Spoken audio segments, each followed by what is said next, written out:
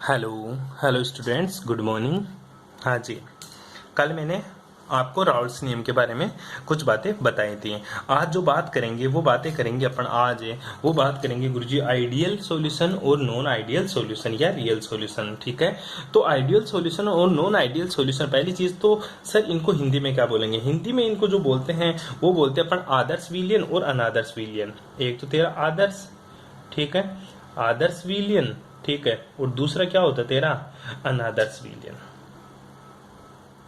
ठीक है, आदर्श विलियन और अनादर्श विलियन। ठीक है, हेडिंग लगा ले आसानी से, तेरे को मेरे को जहां तक लग रहा है अब लिखने में कोई दिक्कत नहीं आनी चाहिए। ठीक है, तो पहली जो बात करेंगे वो बात करेंगे गुरुजी, पहला जो पॉइंट लगाऊंगा मैं लगाऊंगा कि मेरा आइडियल सॉल्यूशन होता क्या है। ठीक है, पहली बात करेंगे वो किसकी बात करेंगे गुरुजी? मैं बात करता हूं कि मेरा जो आइडियल सॉल्यूशन है, एक्चुअल में आइडियल सॉल्यूशन की डेफिनेशन क्या होती है। ठीक है, मैं तीन तीन चार चार बातें बताता हूं। पहली चीज, आइडियलिटी होती क्या।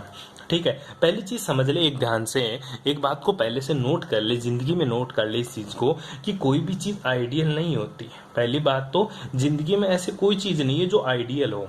जिंदगी में ऐसी कोई चीज नहीं है जो आइडियल हो। आइडियल का मतलब क्या होता है भाई साहब? जिसमें कुछ भी कमी ना हो। आइडियल का मतलब क्या होता है? जिसमें कोई कमी ना हो। और तुझे पता है सब में कुछ ना कुछ कमी होती है, सब में कुछ ना कुछ कमी होती है, मतलब कोई चीज आइडियल नहीं होती। तो सॉल्यूशन से तो कहां से आइडियल हो जाएगा?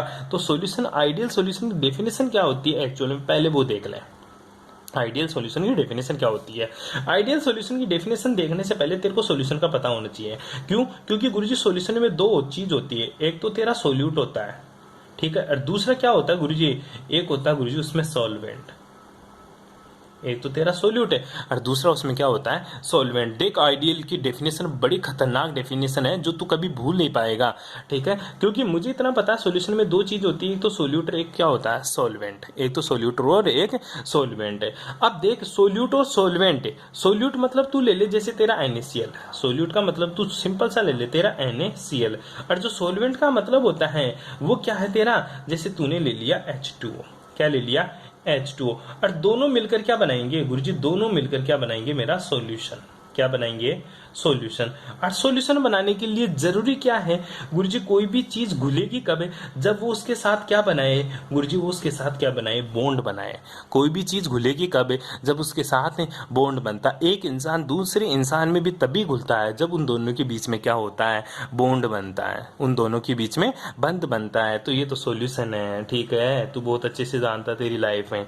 NaCl प्लस H2O किस में कन्वर्ट हो रहा है? सॉल्यूशन में। और सॉल्यूशन बनने के लिए जरूरी है गुरुजी बॉन्ड। क्या? बॉन्ड। क्या गुरुजी NaCl क्यों? NaCl के बहुत सारे अणु हैं। NaCl की क्या है? बहुत सारे अणु हैं। इसी तरह गुरुजी पानी के भी तो बहुत सारे अणु हैं। पानी, जल, जल पानी, ठीक है, वाटर के भी तो छोटे छोटे अणु होते हैं, उनके बीच में भी क्या होता है? बाइंड होते हैं। NaCl के बीच में भी, NaCl के छोटे छोटे अणुओं के बीच में भी क्या होता है गुरुजी? बॉन्ड होता है। और H2O के अणुओं के बीच में भी क्या होता है? बॉन्ड होता है। सिंपल। ये जो बॉन्ड होता है वो किस किस के बीच में होता है? NaCl के बीच में। और ये जो बॉन्ड होता है वो किस किस के बीच में होता है गुरुजी? H2SO के बीच में। तो बता, सॉल्यूशन के बीच में बॉन्ड किस में होगा गुरुजी? ये बॉन्ड होगा NaCl के बीच में और H2O के बीच में, तभी तो जाकर सॉल्यूशन बनेगा। तभी तो जाकर क्या बनेगा? सॉल्यूशन बनेगा। ठीक है, तो ये बॉन्ड, बॉन्ड कब बनता है? जब उन दोनों के बीच में क्या हो गुरुजी? अट्रैक्शन बल हो। क्या हो? अट्रैक्शन हो। दोनों के बीच में क्या हो?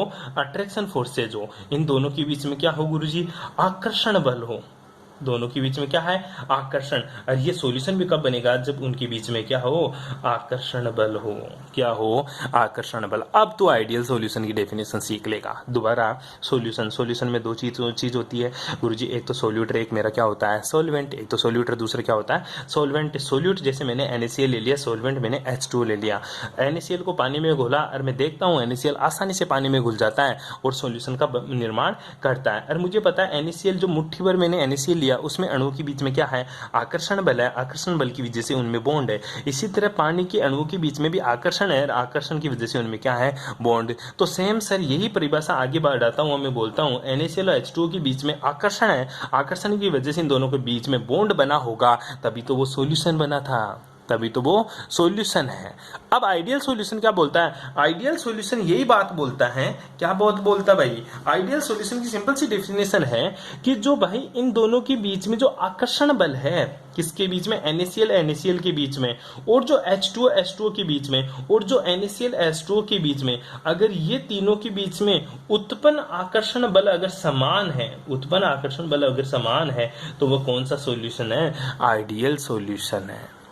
NaCl NaCl मतलब सोल्यूट सोल्यूट के बीच में, सोलवेंट सोलवेंट के बीच में, और सॉल्यूशन के मध्य होने वाले सोल्यूट सोलवेंट के बीच में जो आकर्षण बल है, अगर वो बराबर है, तो वह कौन सा विलयन है? आइडियल सॉल्यूशन है, आदर्श विलयन है। तो डेफिनेशन क्या लिखेगा? मेरे को जहां तक लगता है तो समझ गया। तो डेफिनेशन में क्या लिखेगा? वे विलयन जिनमें विले विले, वे विलयन जिनमें विले विले, विले विले, ठीक है, वे विलयन जिनमें विले विले, विले विले के कोष्टक में लिख लेना ए और ए, ठीक है, वे विलयन जिनमें विले विले, विलायक विलायक, विलायक विलायक, विलय विलायक विलायक, ठीक है, कोष्टक में क्या लिखेगा? बी और बी, ठीक है।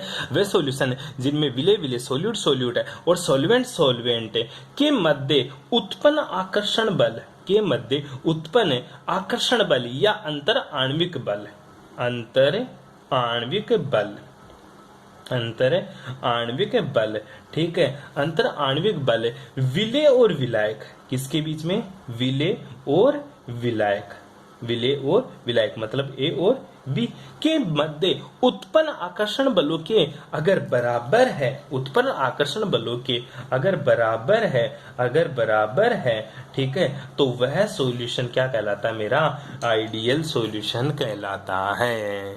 वह सॉल्यूशन क्या कहलाएगा? आइडियल सॉल्यूशन कहलाता है, ठीक है। दोबारा समझ, वे विलयन जिनमें विले विले ए ए, विलायक विलायक बी बी के मध्य अंतर आणविक आकर्षण बल विले विलायक ए बी के मध्य अंतर आणविक आकर्षण बलों के बराबर है, तो ऐसे विलयन आदर्श विलयन कहलाते हैं, ऐसे विलयन आदर्श विलयन कहलाते हैं, ठीक है। कोई दिक्कत यहाँ तक? यहाँ तक कोई प्रॉब्लम? ये तो तूने आइडियल सॉल्यूशन की डेफिनेशन देख ली, किसके रेस्पेक्ट में? गुरुजी मैं सॉल्वेंट और सोल्यूट के रेस्पेक्ट में आइडियल सॉल्यूशन की डेफिनेशन देखी। अब मैं तेरे को इसके अलावा अन्य डेफिनेशन क्या होती है, ठीक है, तो तू लिखेगा आइडियल सॉल्यूशन या आदर्श विलयन के गुण, आदर्श विलयन के गुण। कौन कौन से ऐसे गुण होते हैं जो आइडियल सॉल्यूशन को दर्शाते हैं? अब पहली बात मैंने ये बताई थी शुरू में कि ऐसा कोई चीज नहीं होती जो आइडियल हो। अच्छा, इसका प्रूफ क्या दिया? इसका प्रूफ ये डेफिनेशन खुद दे रही है। क्यों? मेरी बात समझ, विले विले विलायक विलायक के बीच में उत्पन्न आकर्षण बल अगर बराबर होगा तो क्या विले विले टूट पाएगा? क्या विलायक विलायक टूट पाएगा? क्यों? जब आकर्षण बल बराबर है तो ये क्यों टूटेगा? इसके साथ बंध बनाने के लिए थोड़ा बहुत ज्यादा या कम हो तभी तो टूटेगा तेरा सॉल्यूशन, तभी तो टूटेगा और तेरा सॉल्यूशन बनाएगा। ऐसे कैसे जुड़ जाएगा विले और विलायक? ठीक है, इसलिए आइडियल कुछ नहीं होता, ठीक है। और भी बता देता हूं तेरे को आइडियल के गुण, आइडियल के गुण, ठीक है। आइडियल के गुणों में जो तू पहला प्रॉपर्टीज लिखेगा वो पहली ही बात ये लिखेगा, वे विलयन हमेशा क्या होते हैं? वे विलयन हमेशा आइडियल होंगे जो राउल्ट के नियम, राउल्ट के नियम की पालना करते हो, राउल्ट के नियम की पालना करते हैं। ऐसे विलयन जो राउल्ट के नियम की पालना करते हैं क्या कहलाएंगे? आदर्श विलयन कहलाएंगे। दूसरी बात और देख ले आदर्श विलयन की, कि आदर्श विलयन और कौन से होते हैं गुरुजी, ठीक है। इनके मिश्रण की एंथैल्पी में परिवर्तन शून्य होता है। मीन्स मिश्रण क्या लिखिएगा? मिश्रण की एंथैल्पी, अभी बताऊंगा क्या होता है एंथैल्पी, ठीक है। मिश्रण के एंथैल्पी, ठीक है, मिश्रण की एंथैल्पी में परिवर्तन, मिश्रण की एंथैल्पी में परिवर्तन क्या होता है? शून्य होता, अर्थात डेल्टा एच मिक्सिंग क्या होगी? जीरो होगी। डेल्टा एच मिक्सिंग क्या होगी? जीरो होगी। मिश्रण की एंथैल्पी, एंथैल्पी का मतलब होता है एनर्जी। मिश्रण की एंथैल्पी, एंथैल्पी का मतलब होता है एनर्जी। एनर्जी का मतलब क्या हुआ?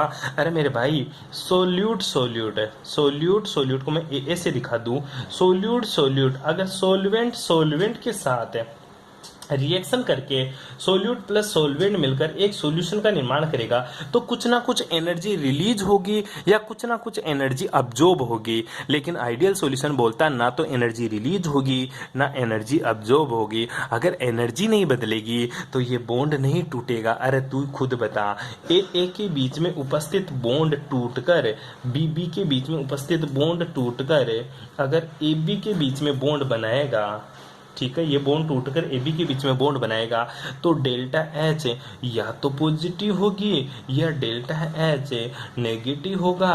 क्या डेल्टा एच कभी जीरो हो सकता है? नहीं गुरुजी, डेल्टा एच कभी भी जीरो नहीं हो सकता। तो आइडियलिटी को कैंसिल करने वाली दूसरी बात आ गई, मिश्रण की एंथैल्पी का परिवर्तन क्या होना चाहिए? जीरो, जो कि आइडियल कंडीशन में ही हो सकता है। रियल लाइफ में कभी ऐसा नहीं होता कि बॉन्ड टूटेंगे तो ना तो एनर्जी रिलीज होगी ना एनर्जी अब्जॉर्ब होगी। अरे जब तू नमक को पानी में घोलेगा तो नमक को पानी में जब घोलेगा तो या तो तेरा विलियन गर्म होगा या तेरा विलियन ठंडा होगा। जो पहले पानी का टेम्परेचर होगा वो पानी का टेम्परेचर कतई नहीं होगा। पहले जो टेम्परेचर पानी का अगर 25 डिग्री सेल्सियस था, नमक घोलने के बाद में अगर 25 डिग्री तेरे को सेल्सियस टेम्परेचर मिल जाए तो मैं मान जाऊंगा तूने आइडियल सॉल्यूशन प्रिपेयर्ड कर दिया। या तो उसका टेम्परेचर गिर जाएगा या उसका टेम्परेचर बढ़ जाएगा, या तो बहुत ज़्यादा गर्म हो जाएगा या ठंडा हो जाएगा, लेकिन वो टेम्परेचर कतई नहीं मिलेगा तेरे को। ठीक है, यही आइडियलिटी की मिश्रण की एंथैल्पी की बात करता है। एंथैल्पी मतलब एनर्जी से उसका।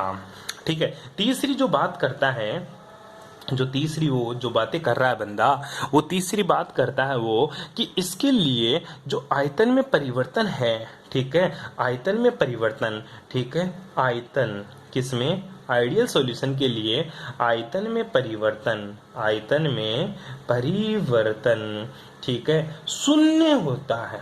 आयतन में परिवर्तन शून्य होता है। कहना क्या चाहता है कि गुरुजी उसके वॉल्यूम डेल्टा वी मिक्सिंग क्या होगा? जीरो होगा। क्या ऐसा हो सकता है? नमक को तू पानी में घोल, क्या उतना ही आयतन मिलेगा या बढ़ जाएगा? घोलने के बाद में पता चलेगा गुरुजी या तो उसका आयतन बढ़ जाएगा या उसका आयतन कम हो जाएगा। तो ध्यान दे, आइडियल क्या बोलता है? आइडियल तभी होगा जब उसके वॉल्यूम, चेंज इन वॉल्यूम क्या हो? जीरो हो। चेंज इन वॉल्यूम क्या हो? जीरो हो। क्या कहलाएगा? आइडियल सॉल्यूशन कहलाएगा। इसके अलावा एक बात और लिख लेना तू, ठीक है, जो पांचवी चौथी बात है वो और लिख लेना तू। एंट्रोपी में परिवर्तन, किसमें? एंट्रोपी, एंट्रोपी में परिवर्तन, एंट्रोपी में परिवर्तन क्या होता है? शून्य होता है। किसमें परिवर्तन? एंट्रोपी में परिवर्तन क्या होता है? शून्य होता है। अर्थात delta S mixing equals to क्या होगा? जीरो। डेल्टा एच मिक्सिंग क्या होगा? जीरो। एंट्रोपी में परिवर्तन शून्य होगा। कहना ये चाहता है एंट्रोपी का, एंट्रोपी का मतलब क्या होता है? Randomness of molecules is called entropy. ठीक है, अणुओं की अव्यवस्था ही क्या कहलाती है? एंट्रोपी कहलाती है। क्या?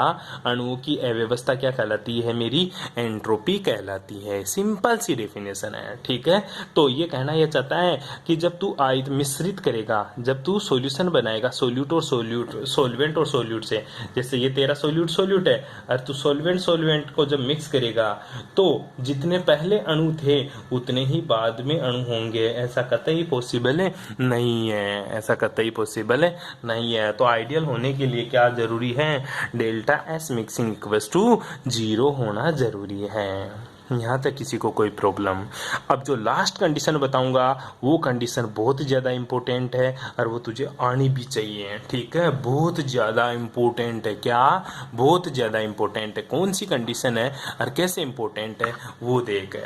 ठीक है, अब जो बात बता रहा हूँ छठी कंडीशन है, जो चौथी पांचवी छठी कोई सी भी तेरे को जो लग रही है वो कंडीशन देख ले। वो कंडीशन क्या है? इसके लिए वाष्पदाब एवं मोल भिन्न के मध्य आरेख सीधी रेखाएं प्राप्त होती है। क्या? सीधी रेखा है। मतलब कहना क्या चाहता है ये, जो पीएस है ये किसके बराबर होता है? पीए प्लस पीबी। ठीक है, और जो तेरा पीए होता है वो क्या होता है? पीए नोट है एक्स ए, और जो तेरा पीबी होता है ये क्या होता है गुरुजी? पीबी नोट है एक्स बी। ठीक है, ये कौन बोलता है? Ideal gas. ठीक है, ये चीज अपन ने निकाल ली थी। कहना क्या चाहता है कि जो ग्राफ खींचेगा तो किसकी इसके बीच में? वाष्पदाब, वाष्पदाब और मोल भिन्न, वाष्पदाब एवं मोल भिन्न वाष्प दाब और मोल भिन्न के बीच में प्राप्त ग्राफ क्या होता है, एक सीधी रेखाएं प्राप्त होती हैं। क्या ऐसा मिलता है गुरुजी? बिल्कुल सीधी रेखाएं प्राप्त होती हैं। वाष्प दाब और मोल भिन्न के बीच में मिलने वाला ग्राफ सीधा प्राप्त होता है। ऐसा कौन बोलता है? आदर्श विलियन बोलता है। कौन बोलता है? आदर्श विलियन बोलता है। आओ ग्राफ बनाकर देखें। हाँ, किस किस के बीच में ग्राफ बनाने के लिए बोल रहा है गुरुजी? वो वाष्प दाब की बात कर रहा है, एक तो पी की बात कर रहा है, ठीक है, वाष्प दाब की पी, और दूसरा किसके बीच में गुरुजी? वो मोल भिन्न एक्स के बात कर रहा है, ठीक है। इनके बीच में ग्राफ खींच रहा है। और मैं इतना सा जानता हूं कि जो मेरा पीएस होता है ना, पीएस मतलब सॉल्यूशन का टोटल वाष्प दाब, पीएस मतलब सॉल्यूशन का टोटल वाष्प दाब, ये सर सोल्यूट के वाष्प दाब और सॉल्वेंट के वाष्प दाब के बराबर होता है। और मुझे जो सॉल्वेंट का वाष्प दाब होता है, सोल्यूट का वाष्प दाब होता है ना, वो किसके बराबर होता है? शुद्ध अवस्था में सोल्यूट के वाष्प दाब गुणा मोल फ्रैक्शन एक्स से। इसी तरह जो पीबी होता है ये किसके बराबर होता है? पीबी नोट और एक्स से बी के बराबर होता है। ये तीन चीज तेरे को आनी चाहिए, तू ग्राफ आसानी से खींच देगा, ठीक है। अब तेरे को कुछ नहीं करना, दो लाइन खींचनी है, पहली लाइन, ठीक है, और दूसरी लाइन। दो लाइन खींच दिया दोनों, ठीक है। सिंपल सी लाइन खींच दे। ग्राफ बनाना सिखा रहा हूँ तेरे को, फिर डिस्क्रिप्शन बताऊंगा तेरे को ऐसा क्यों किया मैंने, ठीक है। पहले तो मैं तेरे को ग्राफ बनाना सिखा रहा हूँ सिर्फ, ठीक है। इस बिंदु को इस लाइन से मिला दे, ठीक है। इस बिंदु को खींचा तूने और इससे मिला दिया, बिल्कुल सीधी रेखा खींच दे, और इस बिंदु को तू इससे जस्ट ऊपर वाली लाइन से मिला दे, ठीक है। क्या किया गुरुजी तूने? मैंने कुछ नहीं किया, एक बिंदु को ऊपर, दूसरे को कहाँ लिख दिया? नीचे। एक को तो मैंने क्या कर दिया? ऊपर, और दूसरे को मैंने कहाँ कर दिया? नीचे। या तो एक लाइन ऊपर कर दे और अब इन दोनों को मिला दे, ठीक है, बिल्कुल सीधी लाइन से मिला दे, ठीक है। यहां तक किसी को कोई प्रॉब्लम? अब देख, बड़ा इंटरेस्टिंग इसका डिस्क्रिप्शन है जो तेरे को आना चाहिए। इंटरेस्टिंग कैसा है वो चीज चेक करते हैं अपन। अब मैं क्या लिखता हूं? इधर तो वाष्प दाब,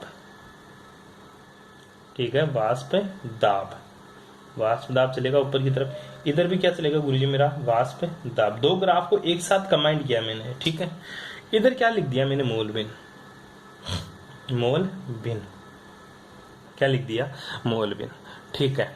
अब सिंपल सी बात करता हूं, मैं इस पॉइंट के ऊपर और इस पॉइंट के ऊपर बात करता हूं, ठीक है। इस पॉइंट के ऊपर मैंने लिख दिया कि एक्स ए है वो 1 है, और जो एक्स बी है वो क्या है मेरा? 0। इस पॉइंट के ऊपर लिख रहा हूं मैं एक्स ए क्या है? 0, और एक्स बी किसके बराबर है गुरुजी? 1 के बराबर है, ठीक है। कोई दिक्कत यहां तक? ठीक है। इस पर एक्स ए 1 है, तो यहां पर जो दाब होगा वो क्या होगा? पी ए नोट, ठीक है। इस पर एक्स बी 1 है, तो यहां पर जो दाब होगा वो पी बी नोट होगा। वो क्या होगा? P B naught. बस ये ग्राफ हो गया। ये इधर जा रहा है, ये इधर जा रहा है, ठीक है, और ये दोनों के बीच में है, ठीक है। अब बात आती है गुरुजी ये लाइन किसकी है, ये लाइन किसकी है, ये लाइन किसकी है, ठीक है। वो लिखना सबसे ज्यादा इंपॉर्टेंट है, ठीक है। जो नीचे वाली लाइन है, जो सबसे नीचे की लाइन है, वहां पे एक्स ए इस बिंदु पर 0 है, एक्स बी 0 है, एक्स ए 1 है, तो तुम सोचो ये लाइन किसकी हो सकती है? इस बिंदु के ऊपर एक्स ए 0 है, एक्स बी 1 है इस बिंदु के ऊपर, तो तुम बताओ इस लाइन, ये लाइन किसकी हो सकती है इन तीनों में से? तीन लाइन है, P1 तीन समीकरण है, PS equal to P A plus P B, P A equal to P B A naught X B X A, P B equal to P B naught X B. तीन equation है तेरे पास, तीन line है, 1 और 2 और 3, ठीक है। मेरे को ये बता दो ये तीनों लाइन, इन तीनों इक्वेशन में कौन कौन किसकी है, ठीक है। प्लीज यहाँ पे वीडियो को पॉज करके एक बार तुम खुद के दिमाग से सोचना थोड़ा सा कि ये लाइन कौन सी इक्वेशन की है, ये लाइन कौन सी इक्वेशन की है, ये लाइन कौन सी इक्वेशन की है, ठीक है। उसके बाद में आगे देखना, एक बार सोचोगे, क्योंकि मैं क्यों बोल रहा हूँ तुझे सोचने के लिए, इसलिए बोल रहा हूँ क्योंकि तू गलत सोचेगा, तू गलत सोचेगा। अभी वीडियो को कंटिन्यू देखेगा तो आगे, तो तेरे को ये नहीं पता चलेगा कि मैंने गलत क्या सोचा, और वही तू एग्जाम में सोच के आएगा कि मैंने ये गलती की और ये गलत सोचा। क्या गलत सोचेगा तू? वो देख, एक्स ए 1 है, तो तू ये सोचेगा एक्स बी 0 है, तो तू ये सोचेगा ये एक्स ए वाली रेखा होगी। एक्स ए वाली रेखा मतलब ये पी ए नोट एक्स ए और पी बी वाली होगी, लेकिन ये तू कतई गलत सोचेगा, क्योंकि ये लाइन हमेशा किसकी होती है? ये लाइन होती है पीबी की, और पीबी इक्वल्स टू क्या होता है तेरा? पीबी नोट है एक्स बी, ठीक है। सॉरी, ये जो लाइन होती है ये होती है PB equals to PB naught X B. अब इधर देख एक्स से 0 है, एक्स बी 1 है, तो तेरे दिमाग में आएगा एक्स से तो 0 है, अगर ये 0 हो गए तो पूरी 0 हो गई, तो ये लाइन पीबी की होनी चाहिए, बट ये पीबी ए की होती है, पीबी, ठीक है। पी ए इक्वल्स टू क्या लिखेगा, पी ए नोट है एक्स ए, ठीक है। ये लाइन पी ए वाली होती है, ये लाइन पी बी वाली होती है, और ऊपर वाली जो लाइन होती है P S equals to P A plus P B के बराबर होती है। अब बात को समझ गुरुजी, ऐसा क्यों, क्योंकि मेरे तो दिमाग में ये आएगा यहाँ पे एक्स बी 0 है, एक्स बी 0 है तो एक्स बी की वैल्यू 0 पुट कर दे, पूरा 0 हो गया, तो बचा क्या गुरुजी, पी ए वाली लाइन होनी चाहिए, तो पी बी वाली क्यों। देख मेरे भाई, इस बिंदु के ऊपर बोल रहा है कि एक्स ए 1 है, एक्स ए क्या है 1 है, तो P A total solution P A X A 1 है, तो पी ए किसके बराबर हो गया, पी ए नोट, तो ये पी ए नोट आ गया, ठीक है। इस बिंदु पर एक्स ए 0 है, एक्स ए 0 है तो ये तो खत्म, तो पी बी 1 है, एक्स बी 1 है, तो पी बी किसके बराबर, पी बी नोट, तो ये पी बी नोट। ये बिंदु तो समझ में आ गया। यहां पर एक्स ए की वैल्यू 1 है, एक्स ए की वैल्यू क्या है, मैक्सिमम 1 है, तो एक्स बी की वैल्यू क्या है 0, क्योंकि तुझे पता है एक्स ए प्लस एक्स बी दोनों किसके बराबर होता है, 1 के बराबर। एक्स ए 1 होगा कब होगा, जब तेरा एक्स बी 0 होगा, अगर ये 0 होगा तो ये तभी तो 1 होगा, ये तभी तो 1 होगा। लेकिन इस लाइन के बाद में एक्स ए तो क्या हो रहा है, एक्स ए तो गुरुजी इधर से इधर जाऊंगा ना, तो एक्स ए तो घटता जा रहा है, एक्स ए तो घटता घटता घटता घटता किसके पास चला गया, 0 के पास। लेकिन जो एक्स बी है गुरुजी, ये मेरा बढ़ता बढ़ता कहां चला गया, 1 के पास है, तो इधर से इधर जाने पर एक्स से तो घट रहा है, 0 की तरफ जा रहा है, और एक्स भी बढ़ रहा है। तो देख बेटा, ये ग्राफ बढ़ते हुए कोई दिखा रहा है, और बढ़ता हुआ दिख रहा है, इसीलिए ये पीबी का ग्राफ है। क्यों, क्योंकि ये एक्स भी 0 से 1 की तरफ जा रहा है, बढ़ रहा है, बढ़ रहा है। तो देख, बढ़ने को कौन दिखाएगा, ये लाइनें तो दिखाएगी 0 से, ये लाइनें तो बढ़ने को दिखाएगी, ये लाइन बढ़ने को तेरी दिखा दी, बढ़ने को दिखा रही है, और ये बढ़ने की दिखा रही है, तो बढ़ने को दिखा रही है, तो पीबी का ग्राफ होगा PB equals to PB naught है और एक्स बी, ठीक है।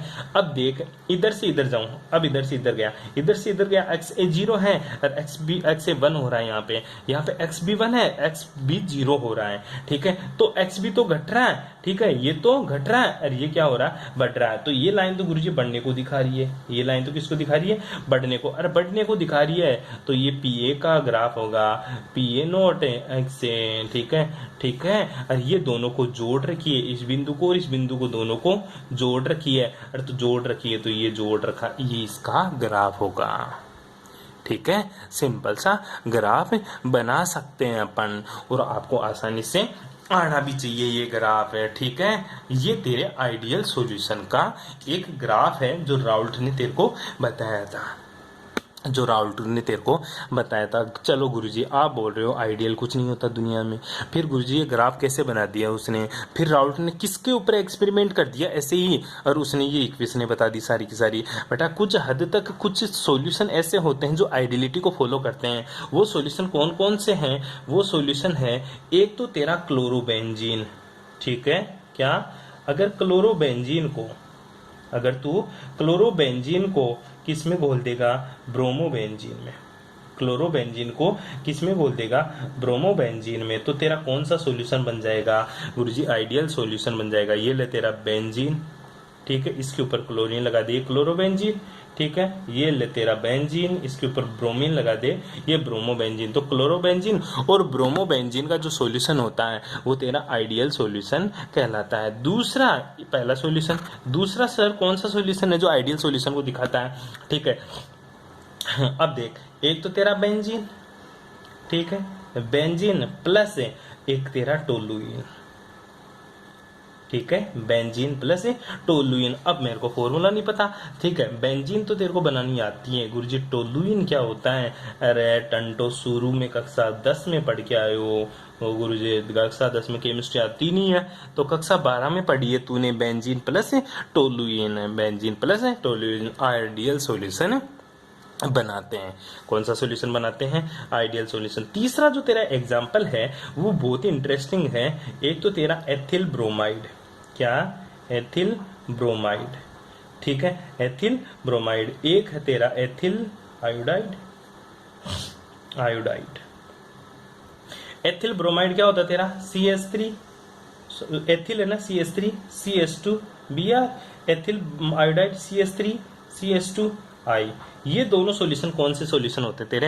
Ideal solution. तो आइडियल सॉल्यूशन के 3 एग्जांपल है, तेरे को याद करना है। क्यों याद करना है? मान ले तेरी किस्मत खराब और तेरे को जिंदगी में आगे केमिस्ट्री से MSc करना पड़ जाए, तो तेरे को हर एक कंपटीशन में क्वेश्चन आता है निम्न में से आइडियल सॉल्यूशन कौन सा है? तो क्लोरोबेंजीन क्लोरोबेंजीन, बेंजीन टोलुइन और एथिल ब्रोमाइड एथिल आयोडाइड, ये तीनों एग्जाम्पल आपको देखने को मिलेंगे। इन तीनों एग्जाम्पल के अलावा कोई सा ऐसा सॉल्यूशन नहीं होता जो आइडियलिटी को फॉलो करेगा। ठीक है, ये तेरा आइडियल सॉल्यूशन हो गया। ढंग से पढ़ना आया है तो तू ढंग से नोट्स बनाएगा, और कोई प्रॉब्लम आए तो फिर से पूछेगा। ठीक है, अनदर सॉल्यूशन की बात करेंगे अपन कल। Thanks for cooperation.